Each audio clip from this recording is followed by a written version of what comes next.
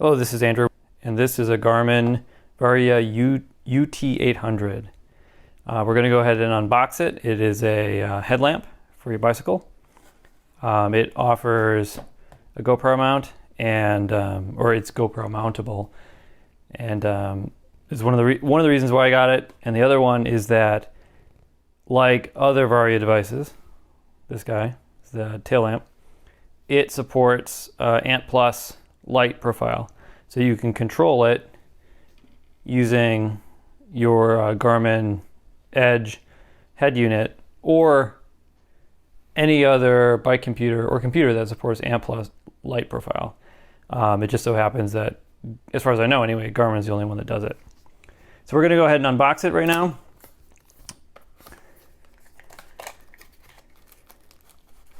So we get the light, which not unexpected.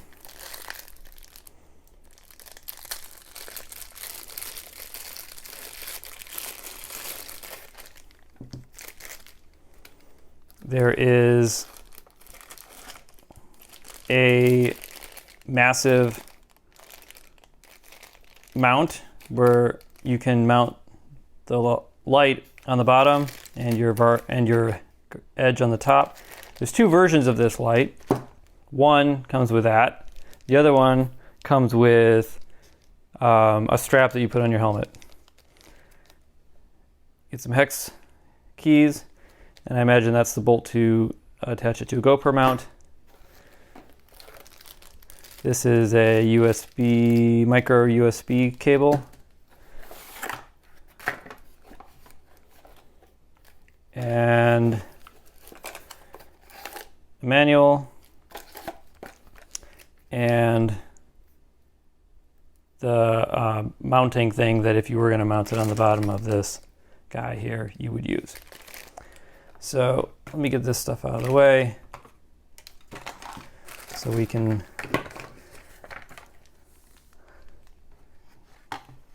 figure out how much the thing weighs.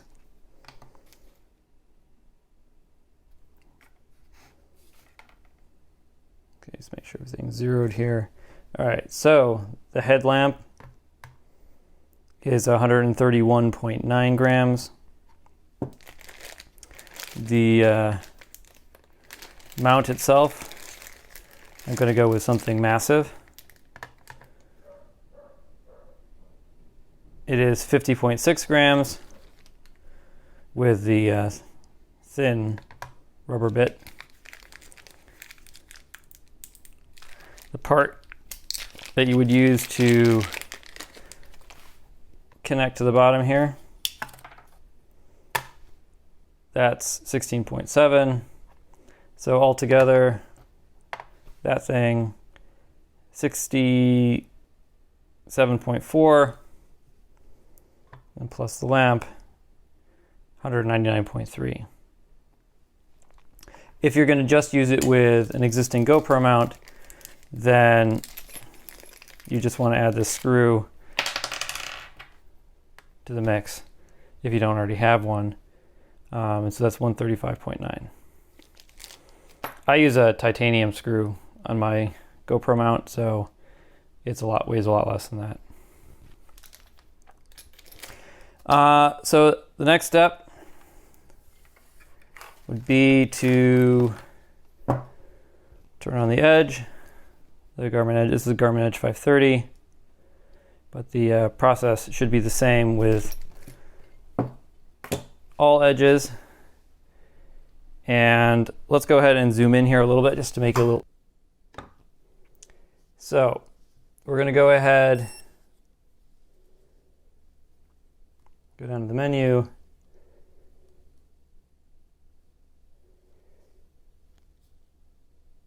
settings, sensors,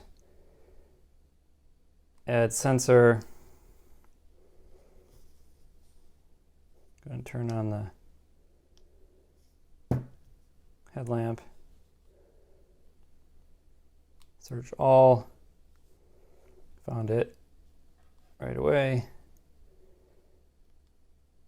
Add sensor.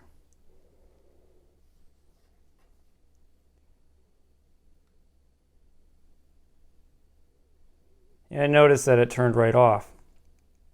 That's because I have a light sensor network set up on the device already, because I have this, the tail light.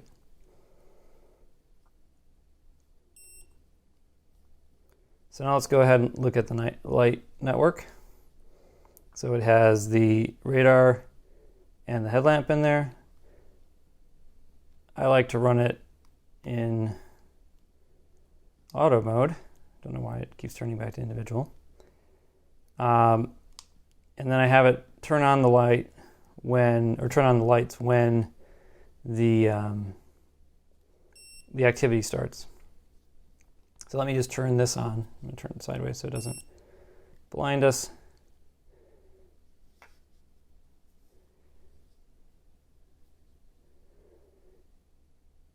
Yep, sorry about that.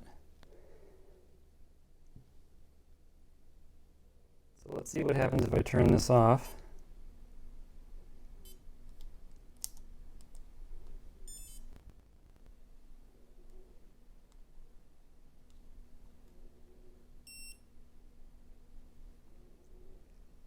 Okay, so now it worked.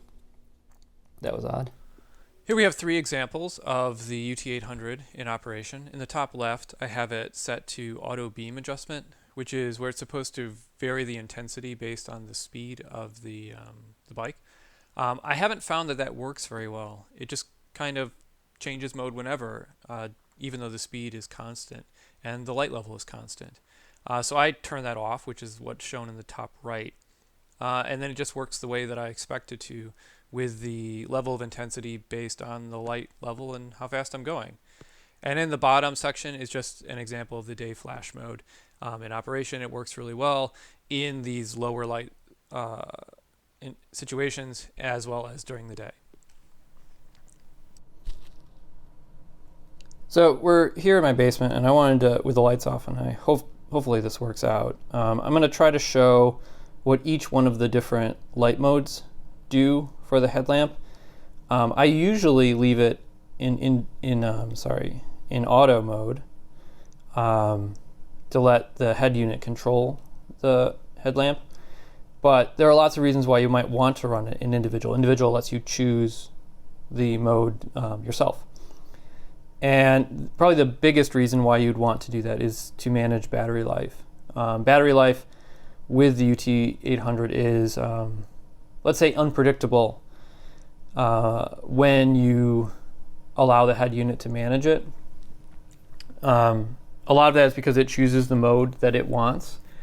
And even if you think you would be fine, or I would think that I would be fine to go out for an example, like a 2-hour ride, where only the last 20, 30 minutes or so would really actually need a headlamp. So when you go out, it does day flash, but then when it flips to the darker mode, or when the sun goes away, and it goes into the heavy, super bright mode, the battery just gets blown away. I've had that happen where I've been left without a light at the end, where if it had chosen a slightly better mode to preserve battery life, but obviously it doesn't know how long I'm going to be gone, but it does know how much battery there is. So I would wish that it would manage it a little bit differently, but I understand why it doesn't, I guess is what I'm trying to say. But anyway, that's why you might want to use individual mode. So I'm going to go ahead and make it so that I can turn the light on. And here we go. The light is turned on. Now let's go back and see. This is night flash. We're going to quickly just go through all the different modes so that we can see what it does. So night flash is kind of a pulsing, high obviously, very bright, medium, a little bit less bright, low, even less. Here we have day flash, which is hopefully not destroying the video here, and then night flash, which is more of like a pulse. And each one of these modes has a different amount of battery life associated with claimed battery life associated with it. I haven't done the testing that is required to actually get the to see how much battery life each mode can do from start to finish. That would be kind of impractical. But I have left it on auto, and I get about what I would expect given the... Actually, let's turn this to low so it just stops pulsing like that. I get what I think I ought to get roughly based on the numbers that Garmin puts out there. But as I mentioned before, it's very, very hard to predict how much battery is going to get used. So whether or not I can make it to our ride where 20, 30 minutes of the end of it is going to be in the dark. The other way around, it is usually fine, where if I start out 30 minutes in the dark, I can know that because I look at the battery and say, oh, it's 50%. That's 45 minutes of high level battery or high output battery life. But it's kind of one of those things where because of that unpredictability, I just charge it every time I use it or before every time I use it because I just don't know how it's going to work. And if I wanted that assurance, I could just go in here and use the individual setting.